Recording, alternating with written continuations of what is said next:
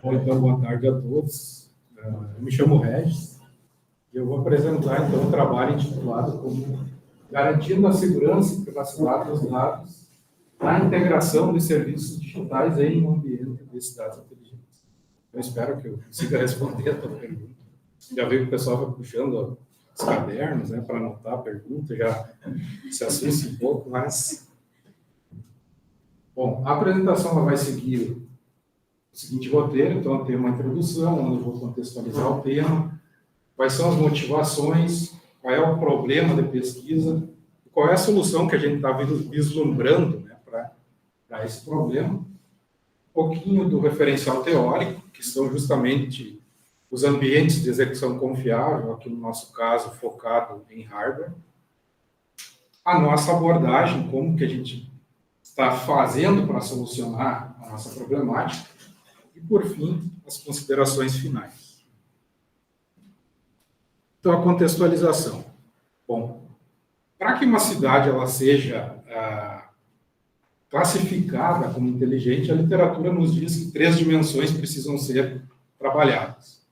A dimensão de pessoas, de instituições e de tecnologia. A dimensão de pessoas diz respeito ao capital humano, no desenvolvimento urbano de uma cidade. Instituições, a governança e tecnologia, toda a infraestrutura tecnológica que a gente tem em um ambiente de uma cidade inteligente. Nesse trabalho, nos centramos nessa dimensão tecnológica. Bom, o ambiente tecnológico de uma cidade inteligente ele pode ser estruturado em 5 camadas. A primeira camada é a camada de hardware, que é essencialmente geradora de dados. Então, essa camada ela faz toda a cobertura tecnológica de uma cidade inteligente. Então, temos os sensores e os atuadores. Os sensores coletam dados, os atuadores são usados para executar ações físicas no ambiente. E temos o gateway, que permite que os dados de sensores e atuadores possam se comunicar com uma infraestrutura de rede mais ampla. Tá? E, como protocolo de comunicação, temos o protocolo LoRaWAN, né, que é muito trabalhado também no nosso grupo, e é amplamente utilizado em ambientes de cidades inteligentes. A segunda camada é a camada de dados. Essa camada ela armazena os dados que são produzidos por serviços digitais e também coletado por sensores. Tá? Então, ela é formada por um repositório público, que armazena dados de serviços digitais públicos e privados, e uma série de repositórios locais, que são formados por aqueles repositórios locais das empresas, né, que fazem parte desse ecossistema de uma cidade inteligente. E essa camada ela se comunica com a camada de hardware através de protocolo TCP/IP. A terceira camada, a gente tem a camada, então, de serviços digitais, né, que ela é composta por serviços digitais que geram e consomem dados em suas operações. Tá? Essa camada ela acaba fornecendo serviços digitais para a camada subsequente, que é a camada de integração. Tá? A camada de integração, ela concentra os processos de integração. Esses processos de integração, eles orquestram 2 ou mais serviços digitais, né? E a comunicação entre essas camadas ela é feita através de interfaces de programação, pelas APIs. E na última camada, então, a gente tem a camada de negócios, né, que é expressa por processos de negócios de uma cidade inteligente. Então, essas aqui são as 5 camadas que a gente tem estruturada, pensado, né, para um ambiente de cidade inteligente. Bom, a motivação para o desenvolvimento do trabalho é que a camada de serviços digitais nas cidades inteligentes, ela abrange um rico ecossistema de serviços digitais que são fornecidos tanto pelo setor público como pelo setor privado, né, aos cidadãos e uns aos outros. Um serviço digital ele é um canal digital usado para demandar ou consultar serviços em uma cidade. Bom, ao longo de sua operação, esses serviços digitais eles produzem e coletam dados, e esses dados ficam armazenados, então, nesses repositórios locais.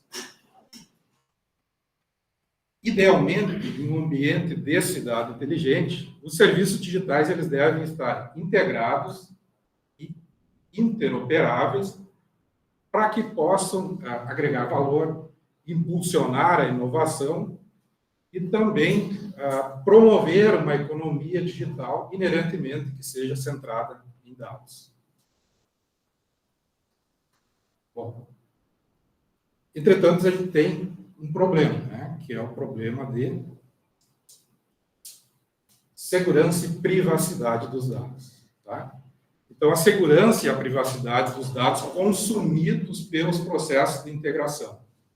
Então, a crescente demanda pela interoperabilidade de distintos serviços digitais em uma cidade inteligente acaba expondo vulnerabilidades que acabam por se tornando essa questão de segurança e privacidade uma área que seja de importante atenção de pesquisa para que possamos, né, trabalhar nesse contexto. Bom, em uma cidade inteligente, um processo de integração, ele é basicamente um software, né? E esse software ele permite conectar diferentes serviços digitais que vão operar de forma conjunta. Tá? Então, ele acaba facilitando o compartilhamento de dados entre esses serviços digitais. Esses dados, eles trafegam encapsulados em mensagens.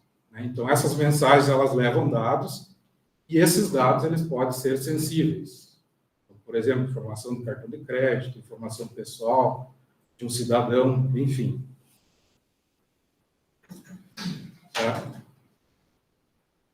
O processo de integração, ele acessa esses serviços digitais através de portas de comunicação. Tá? Então, essas portas de comunicação, elas são utilizadas para fazer a leitura dos dados, né, que são utilizados pela lógica de integração do processo, e, frequentemente, as portas, elas também são usadas para enviar dados que são processados pelo processo para os serviços digitais. Bom, atualmente o mercado ele oferece ferramentas para realizar todo esse processo de integração. Porém, essas ferramentas elas não foram projetadas para que possam atender esse requisito de segurança e privacidade de dados. Né? A mesma coisa para os ambientes onde esse processo de integração ele é executado. Então, os equipamentos de hardware, né, os processadores, os quais tradicionalmente se executa, eles não são projetados também para fornecer esses mecanismos de segurança, impedindo, né, que aqueles dados que trafegam por um processo de integração possam ser capturados, né, extraídos e compartilhados para que tenham mau uso, por exemplo. Bom, a extração dos dados em um processo de integração, ela pode ocorrer tanto de fora para dentro do processo, como de dentro para fora desse processo. Então, de fora para dentro, através de uma invasão externa, né, onde essa invasão vai acessar endereços de memória do computador, do servidor onde está executando, e vai ter acesso aos dados.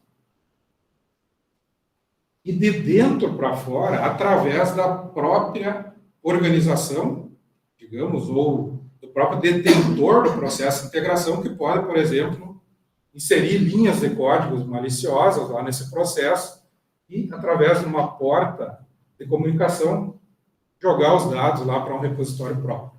Então, veja que a gente tem esses dois problemas, né? Tanto o problema de uma invasão externa, como de uma invasão ou de apropriação, né, da organização que detém esse processo. Bom, aqui é importante destacar que esse problema, ele somente existe, esse problema de privacidade e segurança de dados, ele somente existe se os serviços digitais pertencem a distintas organizações. Então, o que ocorria lá nos sistemas mais tradicionais? Se integravam sistemas, né, de uma única organização. Então, havia uma confiança sobre aquele processo de integração. Então, isso não é um problema quando você está integrando sistemas de uma mesma organização. Agora, em um ambiente de cidade inteligente, você tem distintas organizações que são detentoras de dados. Então, essas distintas organizações, elas só vão ceder seus dados, ou permitir que seus dados eles sejam utilizados pelo processo de integração, se houver garantias, tanto técnicas como jurídicas, de que seus dados eles não serão extraídos, terão mau uso ou compartilhados de forma que eles não autorizem, né? Então, veja bem, o ambiente, o que a gente defende? Que o ambiente onde o processo de execução, o processo de integração é executado, ele deve dar garantias aos processos, aos serviços digitais, de que seus dados estão executando em um ambiente de hardware seguro e que também esses dados eles trafeguem desde o serviço digital até o processo de integração de uma forma segura.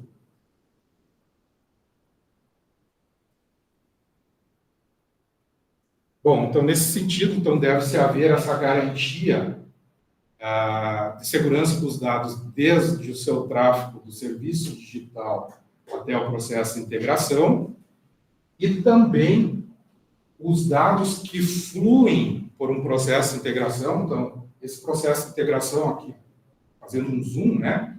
Então, há um conjunto de tarefas que processam e tratam esses dados e que, se não houver algum mecanismo de proteção, eles podem ser extraídos.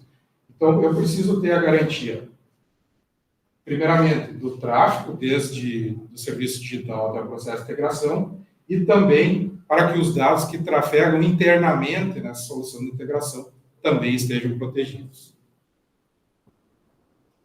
Então, por exemplo, aqui só para exemplificar, vou imaginar que uma empresa ela executa o processo de integração, né? A RR Integrações, que é Rafael e Regis, tá? E essas informações que fluem pelo processo de integração, ela se apropria, extrai esses dados, gera padrões, conhecimentos sobre essas informações, e ela pode, diante desse contexto, pode-se facilmente aí ter um mercado ilegal, né, de comércio de dados, capacidade de traçar perfis econômicos dos cidadãos de uma cidade, identificar visões políticas, né, dentro do contexto de uma cidade. Bom, então lá no bairro tal, lá as pessoas elas são mais de direita ou de esquerda, enfim. Então eu vou levar essa informação lá para o prefeito da cidade e ele vai lascar com aquele pessoal ou vai ajudar muito eles, né?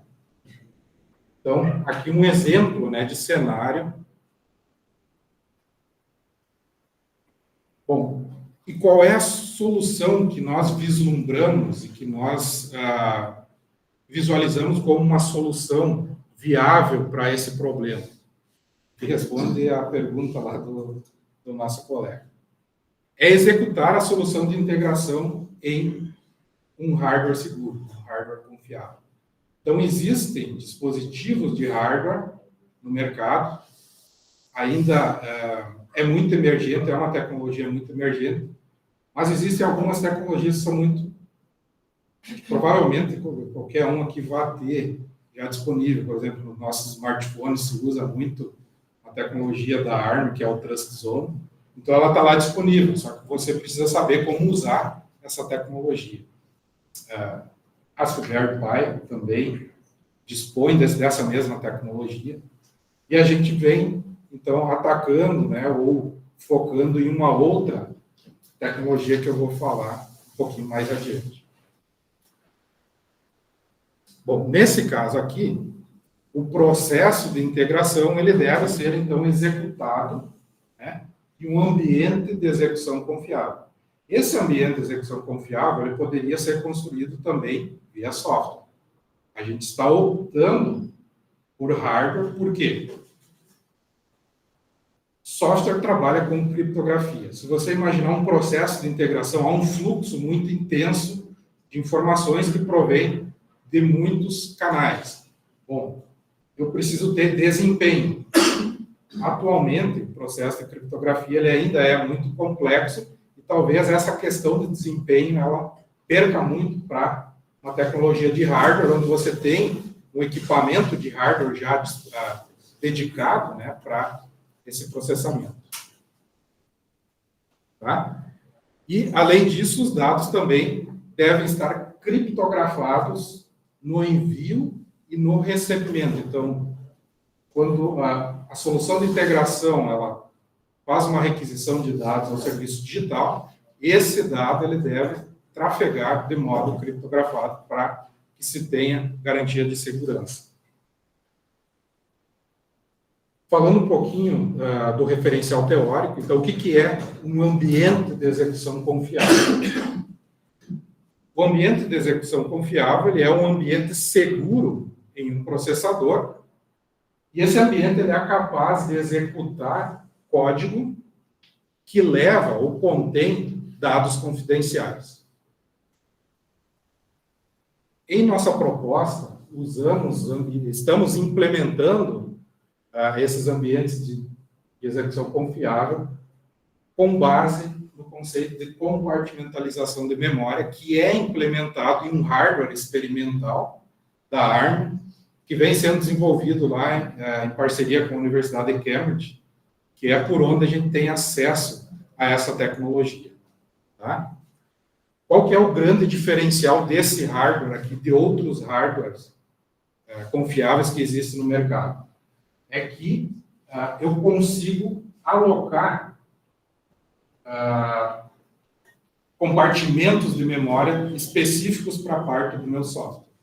Então, o que eu tenho no ambiente normal, né, em outras tecnologias?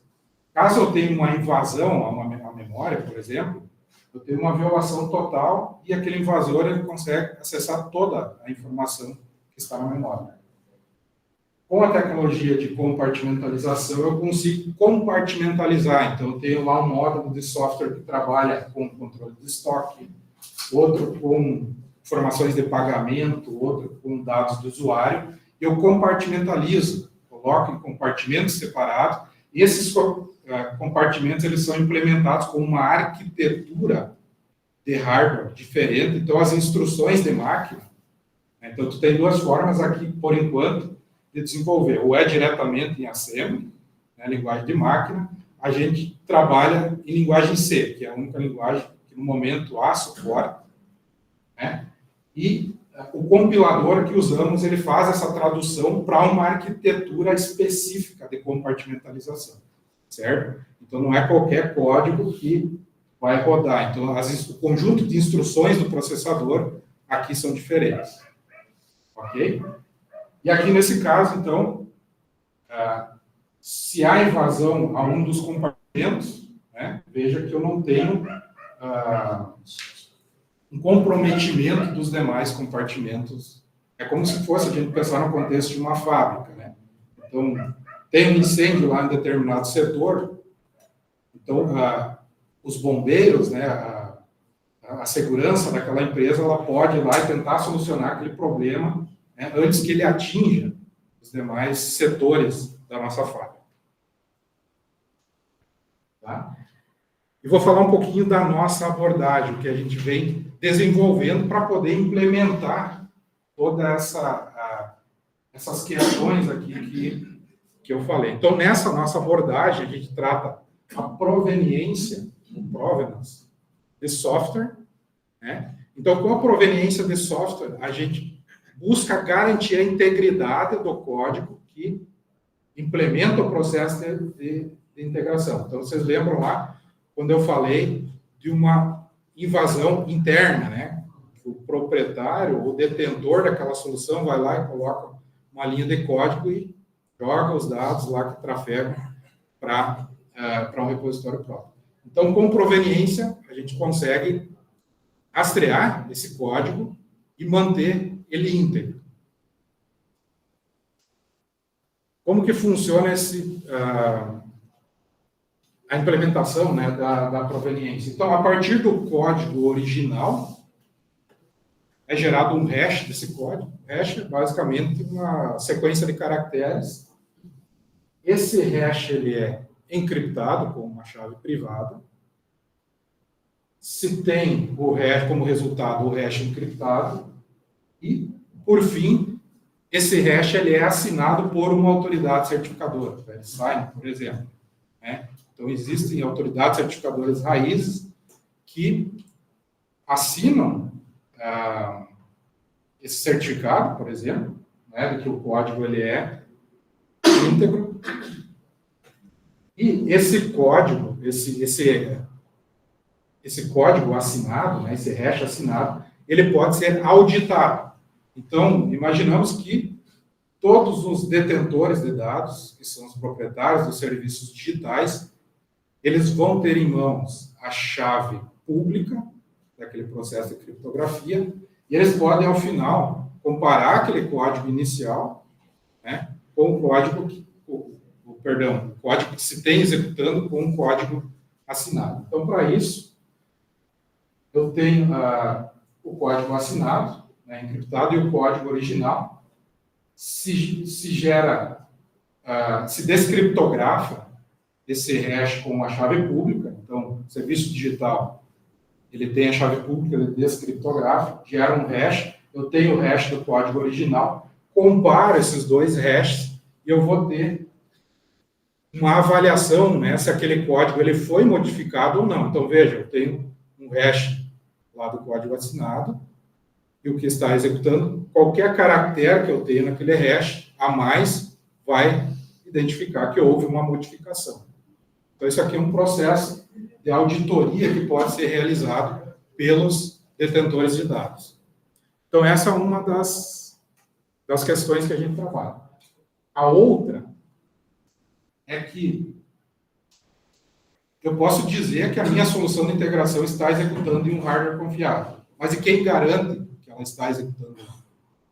Então, eu preciso atestar, né, ter um atestável e entregar ao detentor de dados, comprovando, o meu software, ele executa em um ambiente de execução confiável, implementado em dispositivo de hardware, do modelo tal, tal e tal. E somente após uma verificação, o detentor dos dados, ele vai ou não entregar seus dados para o processo de integração. Então, para isso, a gente usa uma estratégia de criar um certificado digital. Esse certificado digital, ele também é assinado por uma autoridade certificadora. Né? E quando eu faço uma requisição de dados, então, o meu processo de integração, ele faz uma requisição, seja para obter ou para enviar dados ao serviço digital, junto com essa requisição, vai o certificado. Vai o certificado digital, atestado pela autoridade certificadora tal, de que o processo de integração está executando em uma Morello Board, usa um modelo de compartimento de memória tal, sistema operacional versão tal. Aqui atesta que o compilador que traduz os dados de alto nível para a arquitetura modificada, né, desse ambiente de execução confiável, usa lá a biblioteca tal. Então, todas essas informações, elas vão como atributos em um certificado digital. Esse certificado digital, ele é assinado por uma autoridade certificadora. Isso aqui são todos os atributos, né, que a gente tem. E quando ele chega junto com a requisição ao serviço digital, a gente aqui está considerando que o processo de integração ele é sobre serviços digitais que já existam em uma cidade. Tá? Isso aqui é importante. Só que a gente precisa ter um mecanismo também para acoplar a esses sistemas que já existem, né? Que é justamente esse mecanismo de verificação.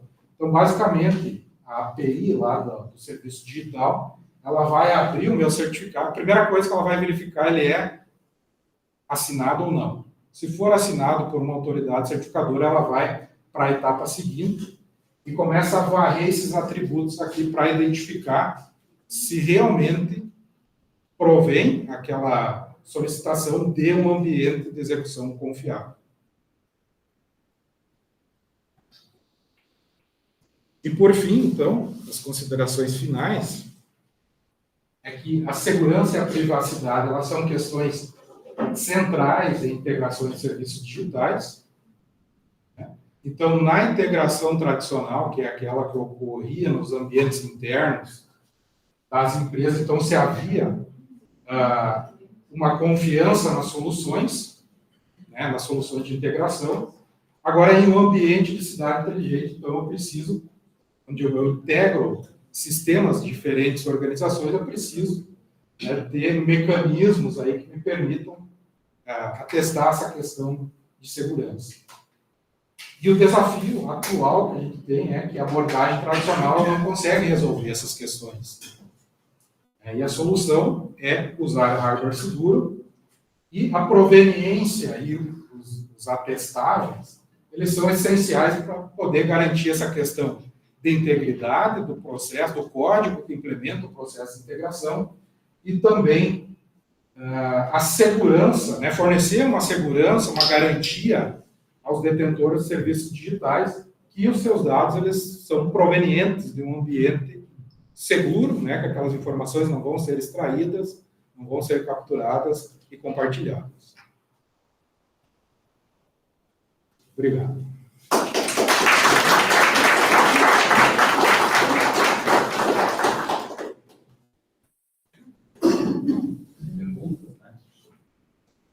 Não sei se o Regis respondeu bem, né? A tua dúvida, né? Salvo que vocês não tenham combinado na pergunta.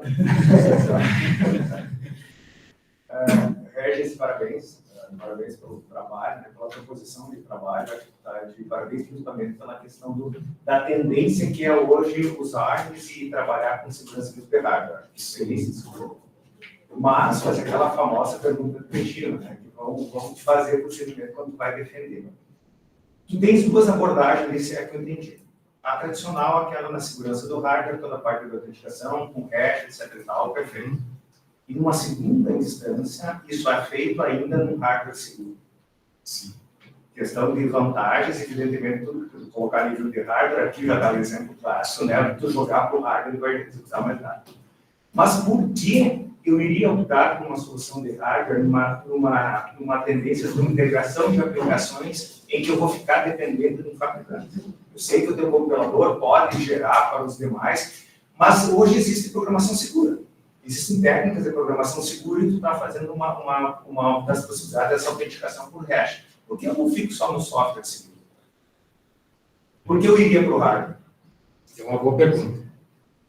Primeiro, por uma questão que eu respondi anteriormente, pela questão de desempenho. Então, no processo de integração, há um fluxo muito intenso de informações. Pegamos aqui, por exemplo, um aplicativo do iFood, né, que integra mais de 2.000 e tantos microserviços. Então, eu preciso ter mecanismos que sejam eficientes para que o cara lá que faz um pedido, ele não tenha que ficar esperando, né, que aqueles dados eles cheguem lá com um delay muito alto. Então, essa aqui é uma das questões. Outra questão é trabalhar a nível de software seguro. Como que eu a gente enxerga como muito complexo ainda, atualmente, como está os modelos para programação com base em criptografia, para você conseguir implementar, né, uma solução de integração, né, que é um processo muito complexo de programação. Então, a gente tendeu aí para essa parte de hardware. Eu acho que uma coisa também que o Molina sempre discutia, que o boot seguro, né? E ele traz esse boot seguro que também tem a vulnerabilidade do sistema operacional. Que com o hardware você tem um boot seguro de hardware que não, você não está instanciando um outro sistema que não aquele que realmente Exatamente. Se então, você pega... isso aí uma das coisas que o Molina sempre fala é que as aplicações até podem ter uma certa segurança, mas elas estão rodando num sistema e ele é software e ele é vulnerável. E o hardware traz, uma das grandes questões do hardware seguro é o boot seguro. Eu estou dizendo que eu ouvi ele falando, discutindo, porque eu não sou também dessa área de baixo nível. Com certeza, mas assim, ele pressupõe, por exemplo, eu entendi perfeito, eu acho que a saída do hardware está perfeita. Só estou dando uma advogada de diabo que vão te perguntar isso. Porque se o cara é defensor de código seguro, existem técnicas de programação de código seguro em que necessariamente para te acessar a memória tu tem que fazer algum exploit, tem que fazer um estouro, um buffer overflow, lá tem acesso ao boot, vai lá e pega a memória. É o exemplo clássico da assim. Se tu dá um hardware seguro, tu vai ficar clusterizado, tu vai ficar segmentado a uma parte só da memória. Mas se eu aplicar a técnica segura, e autenticar o meu software, eu estou garantindo que existe segurança. Acho que a tua saída vai ser por essa questão de desempenho. Sim. Mas daí eles vão te perguntar essa questão, tu não está gerando mais um padrão, eu digo com meus alunos, né? Padrão é uma coisa tão boa que cada fabricante tem o seu, né? Então a gente está colocando mais um nível de padronização de hardware. Então é um pouco nessa linha, de novo, então não tem que responder isso. Possivelmente as pessoas vão questionar essa questão. Agora, minha opinião, de novo, os parabéns, eu acho que é uma tendência. Eu também defendo essa questão de colocar. Tem muito falar, para que eu vou botar complexidade na minha aplicação se eu posso botar no meu hardware que resolve muito mais rápido que isso? E aí tem uma outra questão que a gente vem atacando também, inclusive eu fui a Bogotá, né, fiquei um mês lá estudando essa questão, que é a de sustentabilidade. Então, por que eu vou ter toda uma estrutura redundante de tecnologia para me garantir segurança e privacidade se eu tenho um hardware dedicado que ele consegue, por exemplo, uma Raspberry, um consumo mínimo, né, de energia, me fornece esse recurso de hardware, eu posso fazer a utilização desse recurso e também fornecer, né, toda essa questão de sustentabilidade, tanto para a questão energética, como também aos padrões de software, né, que aí já entra em um outro segmento. Na verdade, é bem isso, né, Saldo? Assim, é uma tendência que tem, né, de uso de hardware. Eu acho que, para nós, assim, quando a gente considera o contexto, né, de execução disso, de integração dos serviços, o volume de dados é grande. Então, por exemplo, fazer isso usando técnicas de criptografia homomórfica, né, isso não vai ter desempenho, não. Tu não vai conseguir, né, vamos dizer assim, atender ou executar isso dentro dos tempos, né, que a gente precisa. Acho que, como tu bem colocou, e é por uma das questões que a gente tem apontado, né, para justificar a questão de desempenho, por exemplo. Né. Depois vai também um pouco nessa linha, assim, veja que, na verdade, tem um monte de hardware já com isso, né, disponível com essa, vamos dizer, com esse ambiente seguro de execução. Né.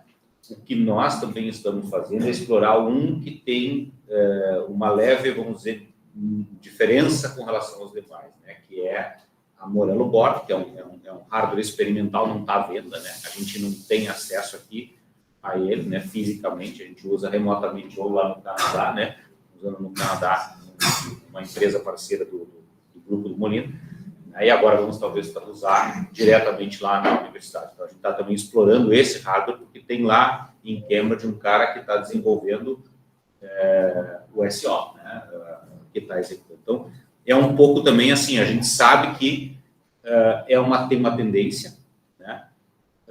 A gente quer ir nessa direção, quer levar a integração para lá e quer, eu acho, que tentar responder esse tipo de pergunta, assim, bom, se nós embarcamos, né, é uma tendência, está dado, se nós vamos nesse sentido, como é que nós, qual o benefício que a gente tem de ir para essa direção, por exemplo, e não simplesmente adotar, eventualmente, uma solução que já é mais estável, mais madura, né, baseada em software. Né? A gente vê algumas coisas que eu acho que passa por sustentabilidade, passa por desempenho, né?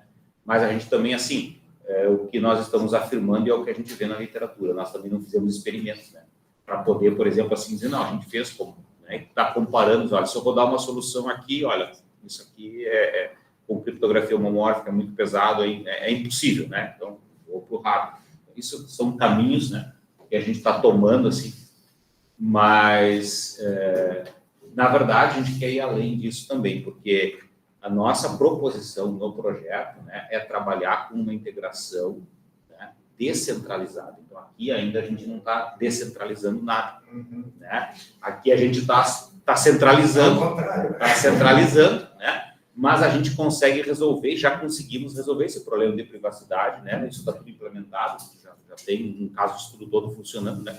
De privacidade e segurança. Né? Então, a gente consegue resolver com hardware seguro. Né? Isso sim, está feito. Né?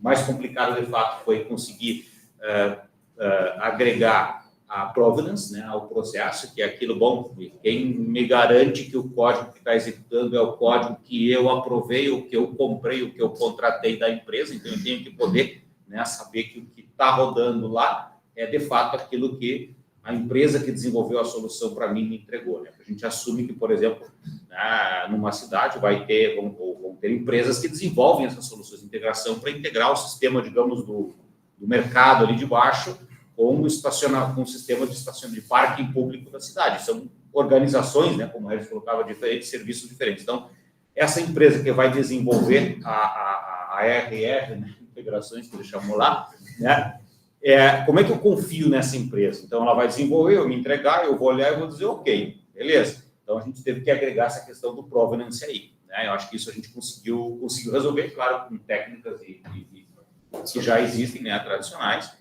E aí tinha um outro processo. Bom, daí a empresa pode me oferecer o seguinte, né? A gente imagina num ambiente de cidade inteligente, olha, eu posso contratar essa solução e a empresa pode me dizer, ok, custa X se você quiser executar, fazer o deploy dessa tua solução num ambiente, vamos dizer assim, inseguro ou tradicional, né? E custa 3X se tu quiser fazer isso, né, num ambiente seguro. Né? E o que significa um ambiente seguro? Um ambiente seguro, né, significa que eu vou ter a minha solução executando, né, num entorno em que há uma garantia, né, e eu posso ter a segurança de que os dados que vão fluir por dentro dessa solução, e que são dados que vêm, por exemplo, do mercado, que eu integro com um sistema de parking, né, dados da própria pessoa e tudo mais, que ninguém vai poder se apropriar desses dados, né? Ninguém vai poder extrair esses dados, que hoje é o que os sistemas que estão sendo adotados fazem, né? Então, o Google está aí extraindo dados e conhecendo mais sobre a cidade, sobre nós, né? Então, para garantir isso, eu preciso botar dentro de um hardware seguro, fazer essa execução lá, né? E deixar as organizações tranquilas, né? Ou confiantes de que o que elas entregarem de dados para essa solução, ninguém vai ficar com isso, nem a organização A e nem a B, né? E nem quem está executando a solução. Aí a gente tem que trabalhar a parte de atestável, né? Quer dizer, como que, então, eu que comprei essa solução da RR Soluções, que está desenvolvendo, como é que eu posso, então, verificar e ter a segurança de que se a RR Soluções disse, olha, isso está rodando, né? E eu não estou ficando com cópia disso, ninguém pode ficar e tudo mais, né? Eu vou pagar 3x, como é que eu verifico isso? Então, eu tenho que poder comprovar, eu tenho que poder ter, né, vamos dizer assim, dados técnicos ali que comprovam, né? Então, aí entra toda a parte de atestável, né, que tu colocou lá, né? Então, e a gente acha o seguinte, que isso talvez é mais fácil, né? Pensando um pouco alto, assim, né? Eu acho que isso garantir o provenance e garantir o atestável é mais fácil em hardware seguro do que talvez com a computação segura. Como é que eu vou garantir? A computação segura, eu estou processando, na verdade, um conjunto de dados criptografados. Né? Basicamente é isso que eu posso estar fazendo. Né? No nosso caso aqui, eu vou ter esses dados que fluem, esses dados estão criptografados, né? E eu vou estar executando, processando. A minha solução vai estar rodando isso de maneira criptografada. Então, ela não vai conseguir, vamos dizer, não vai roubar ou conhecer os dados, mas como é que eu tenho que igual garantir o provenance da solução? Porque uma coisa são os dados que fluem, né? Então, até onde eu entendo a criptografia homomórfica, por exemplo, encryptation, né? Eu vou processar os dados de maneira criptografada, eu recebo esses dados criptografados, mas quem processa isso é a solução. Então, como é que eu vou agregar nessa estratégia de fazer por o software, por exemplo, o provenance e o attestable? Isso eu acho que não dá para fazer, né? Porque aí eu tô saindo dos dados e estou indo para a solução. Então, na verdade, o que nós fizemos aqui, a gente meteu tudo isso para dentro do hardware, né? Eu não separei, eu não tenho os dados, por exemplo, encriptados, né? E estou processando esses dados encriptados, né? Eu tenho os dados e tenho a solução e botei tudo isso dentro de uma caixa, né, que processa e que não tem como ser invadida, né? Basicamente vai por aí. Oi? Mas tu abre dentro da caixa. Sim, é isso que eu digo, senão Né? dentro do hardware. Isso. Né? Em algum momento esse software vai abrir essa informação. Então tu executa dentro dessa caixa. Lá no Fair Exchange, né? Então, pensando assim, a gente tem que construir, de fato, mais argumentos para conseguir responder esse tipo de pergunta, né?